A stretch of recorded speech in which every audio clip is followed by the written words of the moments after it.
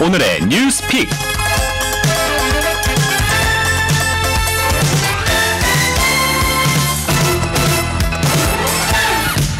수요일 IT 인사이트 시간입니다. 김현지 기자 나와 있습니다. 김 기자 어서 오세요. 네, 안녕하세요. 오늘은 어떤 뉴스 가져오셨습니까? 네, 카풀 서비스를 추진하는 카카오와 이에 반대하는 택시업계의 갈등이 점점 커지고 있는데요. 이런 업계의 위기감과 또 우버 같은 승차 공유 시장의 현주소를 짚어봤습니다. 네, 카풀이라고 하면 우리가 같은 방향으로 이동할 때 함께 타는 거 그거 말하는 거죠? 네, 맞습니다. 올해 초 카카오는 카풀 업체 럭시를 인수하면서 연내 카풀 서비스를 시작하겠다고 밝혔는데요. 승객이 카풀앱에 자신의 위치와 목적지를 입력하면 목적지나 방향이 같은 자가용 운전자를 연결해 주는 겁니다. 그러면 택시업계의 경우는 이 카풀이 반가울 리가 없겠습니다. 네, 택시업계는 이 카카오의 카풀 서비스가 택시기사들의 생존권을 위협한다고 주장합니다. 또 이는 명백한 현행법 위반이라고 맞서는데요. 여객자동차 운수사업법에 따르면 자가용 운전자는 돈을 받고 사람을 태울 수 없습니다. 네. 택시조합 관계자 얘기 들어보시죠.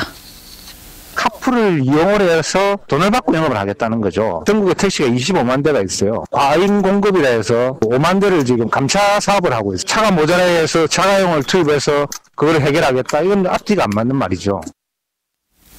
택시업계 반발이 거세고 또 이게 불법이라고 하면 실행하긴 어려운 거 아닌가요? 예, 근데 하지만 이 예외가 있습니다. 바로 출퇴근 시간인데요. 네. 교통 혼잡 등을 막기 위해서 이때만큼은 열어둔 건데 사실 출퇴근 시간에 택시 잡기 참 힘들잖아요. 그렇죠. 예, 카카오 조사에 따르면 오전 8시에서 9시 기준 카카오 택시 호출 건수는 23만 건에 달하지만 배차 가능한 기사는 9분의 1 수준인 2만 6천여 대에 불과합니다. 하지만 출퇴근 시간을 딱 이렇게 정해놓을 수는 없잖아요. 요즘 같은 경우에는 직장마다 많이 다르거든요. 네, 요즘은 특히 유연근무제가 도입되면서 카풀 1위 업체 플러스라고 있는데 여기서 통근 패턴 변화와 또 교통난 해소 등을 들면서 원래는 오전, 오후 이렇게 출퇴근 시간에만 일부 운영하던 것을 24시간으로 확대한다고 했다가 업계 갈등은 더 격화됐습니다. 그럼 카카오도 24시간 운영하겠다는 겁니까? 카카오는 일단 정부 방침을 따르겠다는 입장입니다.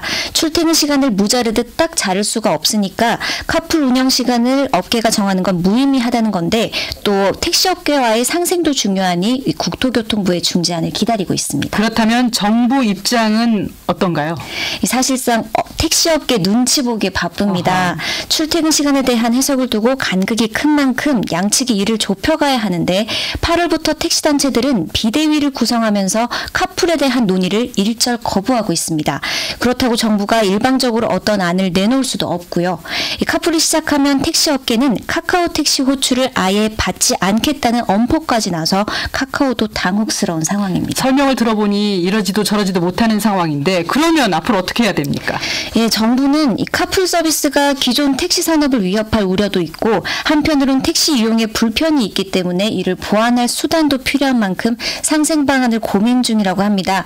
하지만 택시 카르텔이라는 말까지 나올 정도로 업계 기득권이 너무 세서 연내 카카오 카풀이 시행되긴 힘들지 않겠냐고 보고 있습니다. 하지만 가장 중요한 건 역시 택시 이용자, 소비자들 입장 아닐까요? 네, 그렇습니다. 실제 직장인 커뮤니티 블라인드가 5,600여 명을 설문조사한 결과 응답자 56%가 카풀을 24시간 전면 허용해야 한다고 답했습니다. 네. 34%는 출퇴근 시간에 한정적으로 하자고 답했고요. 카풀을 전면 금지해야 한다는 답변은 8%에 불과했습니다. 사실 미국에서는 차량 공유 서비스가 굉장히 활성화되어 있습니다. 우리나라에서는 이런 서비스가 힘들까요? 이 차량 공유는 2030년 세계 시장 규모가 약 320조 원에 달할 것으로 전망되는데요. 실제 우리나라에서 퇴출된 우버는 현재 70여 개국에서 활발히 서비스 중이고 또 동남아와 중국의 우버라 불리는 그랩과 디디 출싱은 이용자가 현재 각각 1,000만 명, 4억 명을 웃돕니다. 그렇다면 이것을 세계적인 흐름으로 봐야 하나요? 정부는 이게 물론 보편적인 추세는 맞지만 시장 환경이 다르기 때문에 신중해야 한다는 입장입니다.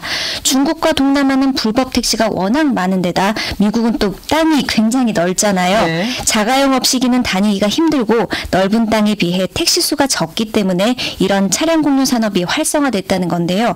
반면 우리나라는 택시나 대중교통 시스템이 잘 정착돼 있어서 이런 환경을 무시한 채 세계적인 흐름이라고 똑같이 도입해야 한다는 건 적절치 않다는 주장입니다. 네, 하루빨리 상생할 수 있는 방안이 좀 마련됐으면 좋겠습니다. 김현지 기자 잘 들었습니다. 공항 소식 알아봅니다. 이지영 씨가 전해드립니다.